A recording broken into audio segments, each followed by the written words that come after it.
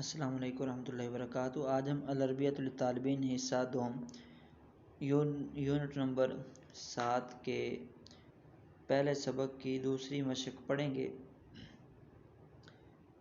اس مشق کے اندر کرنا کیا ہے، سب سے پہلے تو ہم نے سوال بنانا ہے، اور سوال بنانے کا طریقہ وہی ہے کہ شروع کے اندر جو ہمیں یہ ریڈ کلر کے اندر لائن لکھی ہے، اسی کو دیکھتے ہوئے ہم نے سوال بنانا ہے۔ اور یہ مالا کا یملکو، یہ جو یملکو ہے، اس فعل مضارع سے یہ ہم نے یہ گردان یوز کرنی ہے۔ اب کہاں پر حاضر کا صیغہ آنا ہے، کہاں پر غائب کا آنا ہے، یہ ہم شروع والے کو دیکھ کر وہ صیغہ بنائیں گے۔ یہ طریقہ پہلے بتایا ہوا ہے۔ اور اس کے بعد جو یہ ریڈ کلر کے ساتھ لکھا ہوا ہے، بلو کلر میں جامنی کلر کے اندر جو لکھا ہوا ہے، یہ ہم بنائیں گے مفعول سوال کے اندر، اور جواب میں بھی یہ مفعول بنے گا۔ اور دوسرا یہ کہ جو یہ مالا کا یملکو، اس کا جو ایک لغوی ترجمہ یہ ہے مالک ہونا، اور اس کا ایک مفہومی ترجمہ یہ بھی کیا جاتا ہے تمہارے پاس۔ یعنی پہلی جو لائن ہے، ہم اس کا ترجمہ کچھ دیکھ لیتے ہیں۔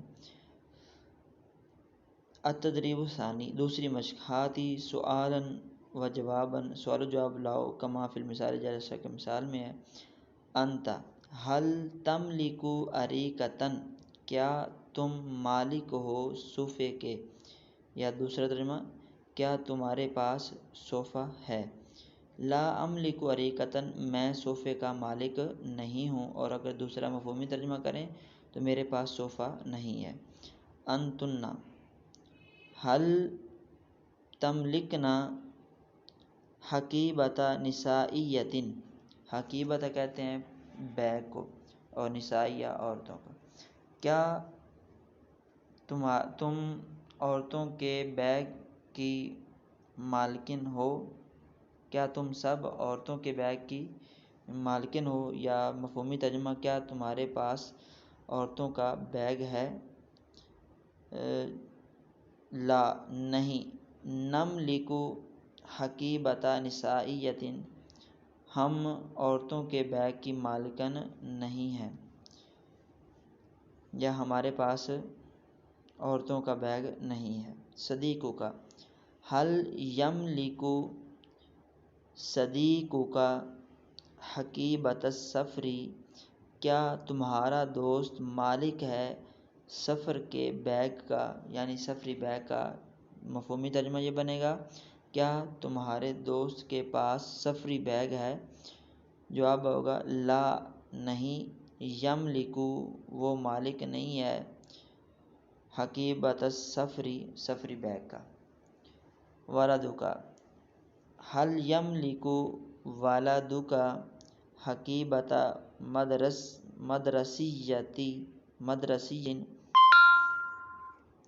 کیا تمہارا بیٹا اسکول کے بیگ کا مالک ہے، یعنی کیا تمہارے بیٹے کے پاس اسکول کا بیگ ہے۔ لا یملک حقیبۃ مدرسیۃ، وہ مدرسے یعنی اسکول کے بیگ کا مالک نہیں ہے۔ زوجکی، حل یملک زوجکی فوطۃ، کیا تمہارے شوہر کے پاس ٹاول ہے، تولیہ ہے۔ لا یملک فوطۃ، وہ ٹاول کا مالک نہیں ہے، یعنی اس کے پاس ٹاول نہیں ہے۔ حل تملکین فرشاۃ الشعر، کیا تم بالوں کے برش کی مالکن ہو، یا کیا تمہارے پاس بالوں کا برش ہے۔ لا املک فرشاۃ الشعر، میں مالک نہیں ہوں بالوں کے برش کی۔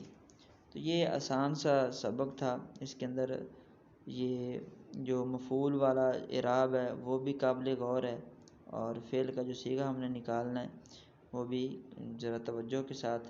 امید ہے یہ سبق آپ کو سمجھ آیا ہوگا۔ انشاءاللہ اگلے سبق میں پھر ملاقات ہوگی، تب تک کے لیے اللہ حافظ۔